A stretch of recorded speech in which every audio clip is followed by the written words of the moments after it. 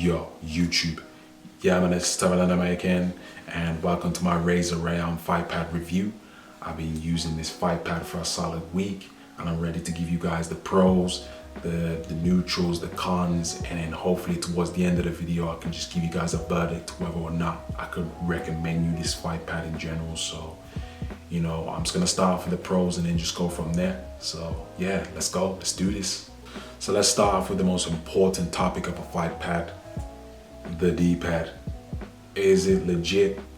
Guys, it's legit. Like, it's got a tactile feel as they described when they're trying to sell this Fightpad. It's got a tactile feel, so it's got a clicky mouse type of feel if you got that peripheral at home. Not only that, it's got a lot of motion, decent size as well for a D-pad. And you know, for the players out there that have a DualShock 4 or they're used to the PlayStation D-pad layout, they've got that concave and that little bit of that feel right there in the center as well, so you're gonna feel right at home. You know, so for the players out there that use circular D-pads, and for the players out there that use the DualShock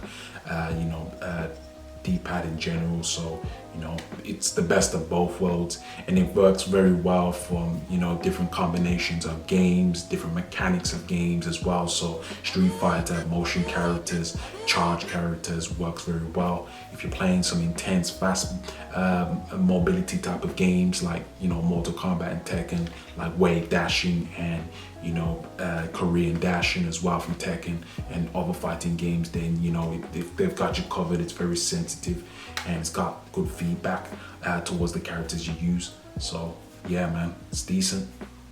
And the second thing that's good about this Fightpad is the response of the buttons. They're very light, they're very responsive, very low profile at the back with the bumpers and the triggers as well. Starting off, we'll talk about the face of the buttons. They gave you the arcadey type of feel when you're pushing the buttons from, you know, when you play on the arcade machines. You know, they stated that they've got mechanical switches. They're not clicky mechanical switches. They've got that, you know, that kind of, you know, that light feel, that light gentle feel. So, you know, you can easily, you know, push them down. Even with my pinky finger, they go down very easily. So if I had to relate to what switches that are out there from the Cherry MX series, I would say the red ones. Correct me if I'm wrong, but I assume it's the red switches, or some other color, or the green. I can't remember, but it's definitely got that type of feel.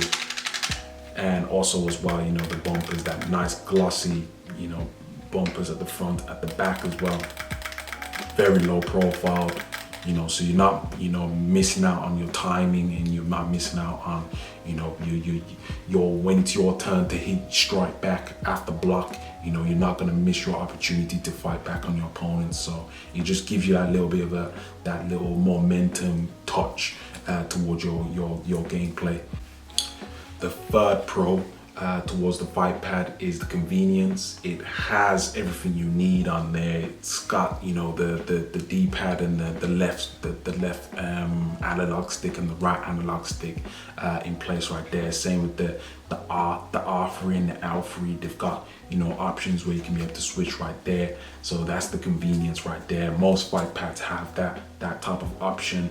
You know, it's got mic settings.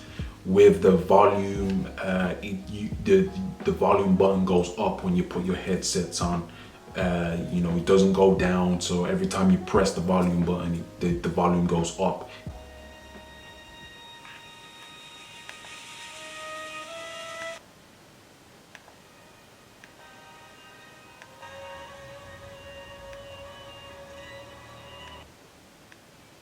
You got that button right there to make it, you know, mute your voice, you know, feeding back into the game. And you know, if you want to, you know, chat to your friends, you can. It's very easy, plug and play, no problem, no messing around. And also as well, what makes this convenient is the little bit of that, you see that rubber right there. So when you're traveling, or you're going to your friends, or you're going to a tournament, you can just wrap the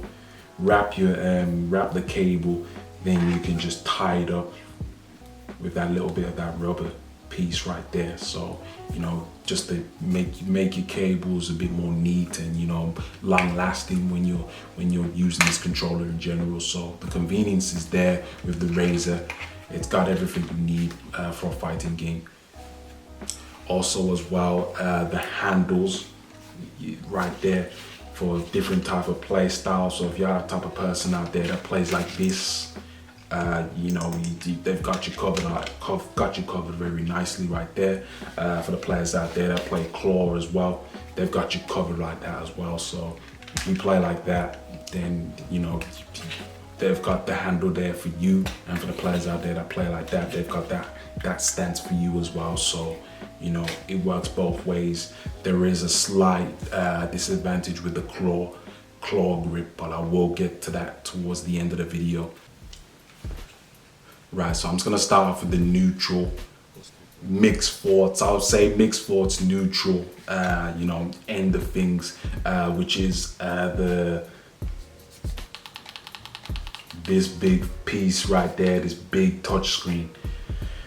I have seen comments out there, you know, pulling shots saying, why have they got a touch screen there? Like, there's no need. You don't need it for a fighting game. It's pointless. It's just a waste of space. And I completely agree with the players and the people out there that are commenting about this touchscreen. It's really not recommended in my opinion. But I'm looking at it this way. When I'm playing the Fightpad in general, it's not in the way of my hands. I'm not accidentally pressing it or anything. And second of all, the way I'm seeing it is it's better to have features than no features. So that's the main reason why I gave it a neutral mix for towards the Fightpad in general. So I'd rather have something than not have anything. Like it's pretty much as simple as that. And yeah, the second thing also as well is the face buttons, the way it's aligned. Like I know there's a fair amount of people out there, a fair amount of fans out there for fighting games, pointing out the alignment of the face buttons. Like, yeah, don't get me wrong, it's a different type of ball game when you're trying to use this Fightpad in general, but you gotta look at it this way. Like, within time, you're gonna get used to this. Like, the more you play, the more you're not gonna notice this. They did this simply because they of the claw players out there that play their controllers like this. They tried to make it a bit more easier for their type of positioning with their hands. But for the players out there that play like this, within time you're gonna get used to it. It's not gonna be any biggie. But it's all down to preferences. But that's why I gave this a neutral vote on this topic. So I'm just gonna talk about the things I don't like about this Fightpad. So the first thing I'm gonna talk about is the comfort of the Fightpad. For the price it is, which I got this for $99.99 in my country, like basically £100. I think this is a bit steep for what it is. Like, the quality wise, what screams quality is the D-pad and the mechanical switches. They scream quality. Everything else is debatable. It's not cheap. It's not cheap in the hand. Don't get me wrong. It's very light as well. Don't get me wrong on that. It's very light, but you gotta look at it this way. Like, for £100, I'm expecting a bit more of a premium feel towards this. And this is where I was told what I was talking about earlier on with the claw stance. For the claw players out there that have got large hands, just look at the grip stance of my fingers, and you'll understand that it's very debatable whether or not it's going to be preferable for you. Personally, I'm not comfortable with this stance when I'm holding the controller in general. It's very uncomfortable down the bottom. Like yeah, don't get me wrong, that you know the three fingers, the thumb, the second finger and the middle finger is comfortable, but the two back buttons is not comfortable. It's not gripping very well with the controller. And I've noticed when I play fighting games in general, whether it's Mortal Kombat, Street Fighter or Tekken, I lose momentum, I lose speed in putting in the inputs, and like, you know, my shimmy game and my movements in general. I start losing that because my fingers are not very comfortable, they're not gripped and not into the battle as well when I'm playing my fighting games. So, you know, the handles is not big enough. So what they try to do is play it safe.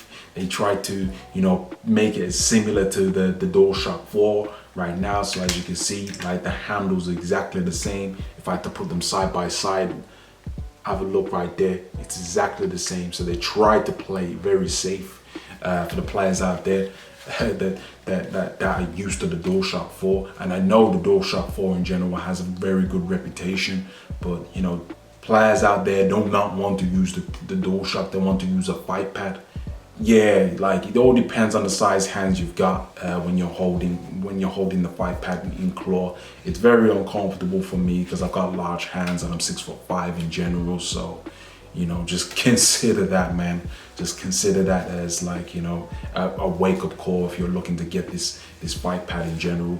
So yeah, like, so in my opinion, the Razer Fighting Commander 4 is probably the best. And also as well the, you know, the both-sided version of that as well. I felt the pad before. They have the best designs in when it comes to comfort, as you can see right there. This one as well, I'm just going to put a comparison to show you. As you can see right there, let me see if you can, yeah, as you can see, the Fighting Commander has a bit more of a concave, so your fingers on all the pieces of your damn hand is going to be tucked underneath there nice and comfortably.